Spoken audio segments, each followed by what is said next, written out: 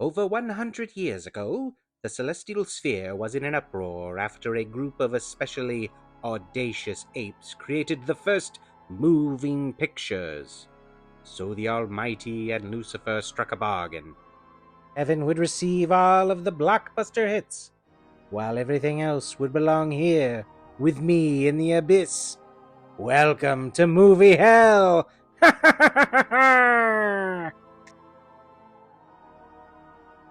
If you wish to fill your eternal hereafter with lightsabers and web shooters, pray you happen to follow the one true path to enlightenment. And I'm not giving any hints, that would be cheating. For just as the souls of the wretched are contained here in the unending darkness, so too are the films who flopped, bombed, or were just plain duds. I am the reaper of failed films, collector of cursed cinema, and the underworld's biggest Melissa McCarthy fan.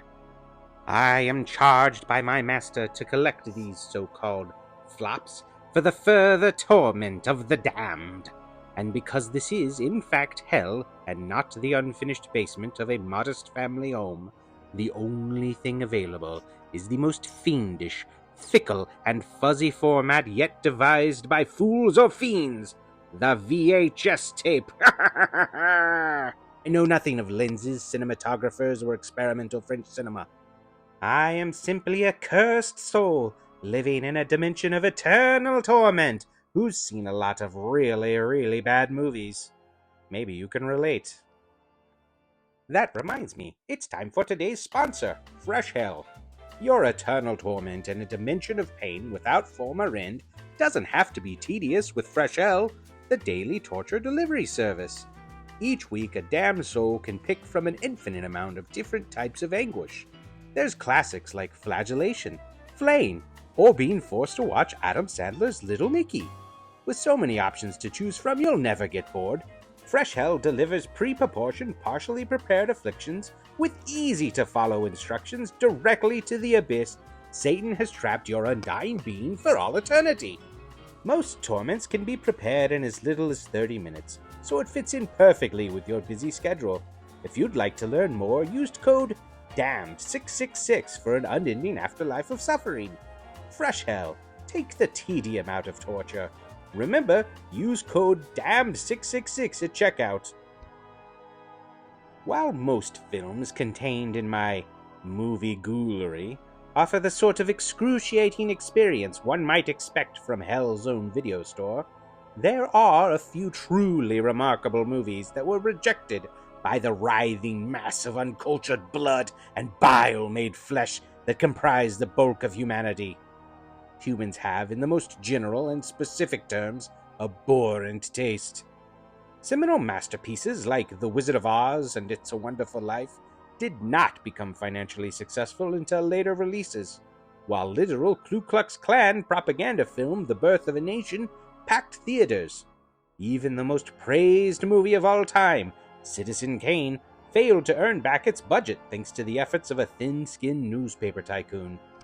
If you've ever set a besneakered foot inside your local multiplex, you are no doubt aware that financial success is no indicator of quality.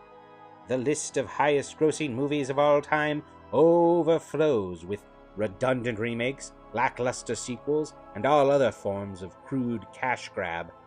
And it's not just the big studio franchises. Remember that joke from the ad read about making people watch Little Nicky in hell? I originally wanted to use I Now Pronounce You Chuck and Larry, but that made over $100 million! If that didn't already completely illustrate the very obvious problems with equating financial reward and artistic merit, allow me to take you to the year 1982. It was a simpler, carefree time when the world stood on the brink of nuclear winter. An unknown virus was killing the first of its 40 million victims, and moviegoers were falling in love with a wrinkly little alien. That summer belonged to Steven Spielberg's E.T. the Extraterrestrial. It was the #1 movie in America for 16 weeks on its way to unseating Star Wars as the highest-grossing movie of all time. It unleashed a wave of tie-ins, promos, and knockoffs. We'll actually be using one of those knockoffs for our E.T. footage, since we definitely don't have access to that movie down here. As with Jaws and Star Wars before it, E.T. was followed by a deluge of cheap consumer products. There were the usual suspects: candy, books, and trading cards, but also totally gonzo stuff like E.T. underwear and potholders. The titular alien appeared in commercials for Pizza Hut, British Telephone, and Pepsi. At Sears, kids could even have their Christmas photos taken with E.T. instead of Santa Claus. The king of pop himself, Michael Jackson, was so moved by the movie that he paused work on Thriller to record a brand new song about E.T. and narrate an abridged audio version of the movie. When E.T. dies, an emotional Jackson can be heard crying on the album's official release. I mean, it makes sense that MJ would really empathize with the weird little alien who prefers the company of children, I guess. The churning E.T. hype machine crushed promising movies opening in the weeks following its release. Films now considered beloved classics like Blade Runner, Tron, and The Secret of NIMH all fell to E.T.'s glowing finger. But no movie now regarded as a genre-defining classic did more poorly in the summer of 1982 than another, very different, much more malevolent alien. John Carpenter's Thing was the director's first major studio project. He was such a big fan of the original The Thing from Another World that he even included a clip of it in his breakthrough horror hit, Halloween. To update the McCarthy-era original, Carpenter and screenwriter Bill Lancaster returned to the paranoid uncertainty of John W. Campbell Jr.'s original novella. Rick Bottin, who had previously worked with Carpenter on The Fog, was tasked with creating the shape-shifting alien. To anchor the cast, frequent collaborator Kurt Russell was cast as helicopter pilot R.J. MacReady.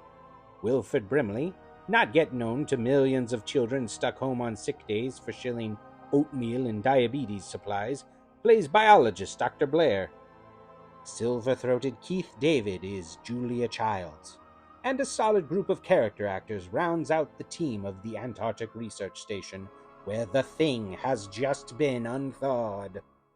We first meet the alien disguised as one of nature's most vile and disgusting creatures, a dog. Now, you may feel strongly that dogs are not among nature's most vile and disgusting creatures. Please leave a comment telling me so. In fact, you should forward this video to as many people as you know so that they might also leave comments about how strongly they feel about the relative vile and disgustingness of dogs.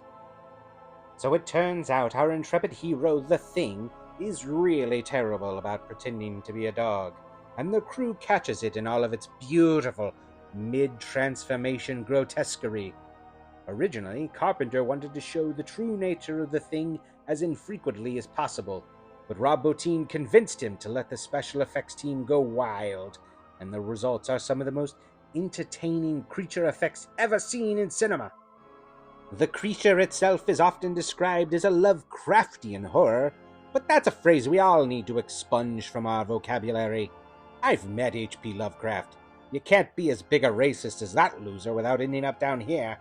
You want to know what Lovecraft would consider the real horror of the Thing? Being in such tight quarters with Keith David. There are plenty of ways to say cosmic horror beyond comprehension without turning it into the proprietary trademark of one of literature's most enthusiastic racists. Anyway, the first human to really get the Thing is Wilford Brimley. After explaining the true nature of the beast to the team, he consults a computer program that I assume must be called expositiondump.exe to learn that our intrepid little shapeshifter could rid the whole world of the festering infection known as humanity in as little as 3 years. And for some reason he thinks this is a bad thing. Tensions are high all over the camp when our old pal the Thing gets caught in the act of transforming into a member of the crew named Bennings. Something is certainly off with him, but I can't quite put my finger on it. MacReady quickly takes control of the frightened crew on the strength of his beard alone, but it isn't enough to stop Blair from treating the team's computers and radio equipment like that printer from Office Space. MacReady's leadership is called into question, and he takes it about as well as you might expect for a guy trapped in an isolated Antarctic compound with a murderous shape-shifting alien. All the excitement is too much for Norris, who appears to have a heart attack. But this is merely the opportunity for the Thing to grab a handy snack in one of the film's most famous scenes. It was Botine's idea for the alien to be an unknowable amalgamation of every creature it had encountered across the galaxy. Carpenter originally thought this idea was too weird and wanted the monster to be a single entity that could replicate crew members, but the strength of Botine's designs prevailed. During the altercation, the Thing really loses its head, and this gives MacReady the idea for a blood test that will allow the film to be read as a prescient allegory for the AIDS epidemic by video essayists in the future.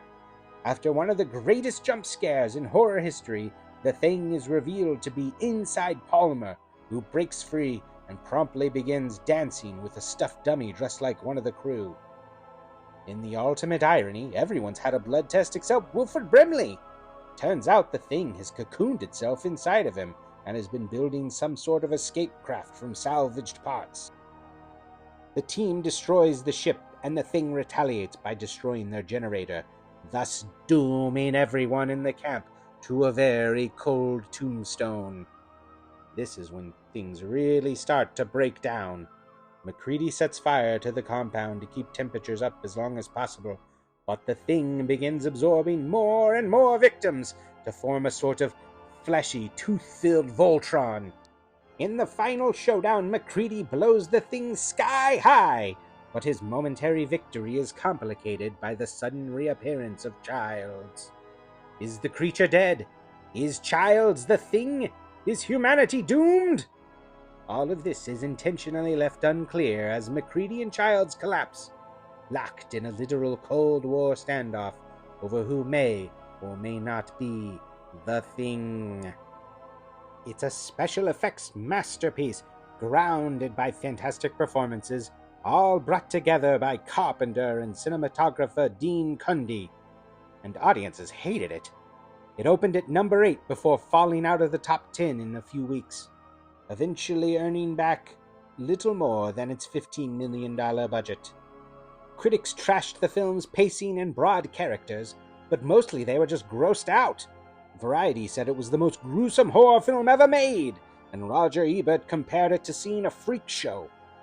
John Carpenter's career was immediately derailed.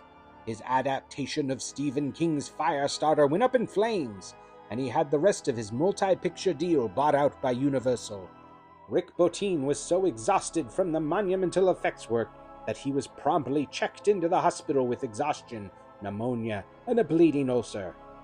Like I've been saying since the beginning of this video, humanity is an unchecked pox upon the earth, and most people have the kind of taste that made Thomas Kinkade the best-selling painter of all time. But there are a few extenuating circumstances that contribute to the Thing's failure to find an audience. Certainly, in a summer dominated by heartwarming stories with easy morals, the nihilistic paranoia of the Thing seems jarring. But even those predisposed to like the Thing had an abundance of horror and science fiction options that summer. Even without E.T., returns may have been more impacted by another Steven Spielberg project that opened a few weeks before, Poltergeist. For all of its commercial success, E.T. appears to have been a deeply personal story for Spielberg, who adopted an imaginary alien friend after his parents' divorce. Amazingly, Poltergeist and E.T. began life as the same project, a spiritual sequel to Close Encounters of the Third Kind called Night Skies. In this version, the lovable E.T. would have been the only friendly alien in a fleet of small, menacing critters who terrorize a rural family. But after dealing with all the Nazi death and destruction in Raiders of the Lost Ark, Spielberg wanted to work on more uplifting movies. So E.T. was plucked from the movie, and the horror elements were handed off to Tobe Hooper, who turned it into the haunted house movie we all know. While not the record-breaking success of E.T., Poltergeist did really well financially, and what's more, it had a much more inviting PG rating than the Thing's hard R. Yes, Poltergeist was only rated PG. Between legitimately terrifying PG-rated horror movies and harrowing things like the deaths of E.T. in their wholesome family movies, Gen X and millennials were really thrown to the wolves. Regardless, Like the alien creature for which it was named, the thing lay in wait, adapting to a new host, assimilating those who would eventually make contact. Within a few years, movie rental stores and expanded cable channels changed the very way in which people watched films. And The Thing was the perfect video store movie for the VHS era. Viewers could rewind and rewatch the film to try and determine when and how particular crew members were assimilated, or just to enjoy the incredible effect work. And so it spread. Maybe not as quickly as Blair's computer simulation predicted, but from one person to the next, each new viewer becoming a fan, until years later, almost the whole world has embraced The Thing. Fans of the shape-shifting alien can now purchase all of the same kind of inane trinkets with slapped-on ET logos that littered store shelves and landfills back in 1982.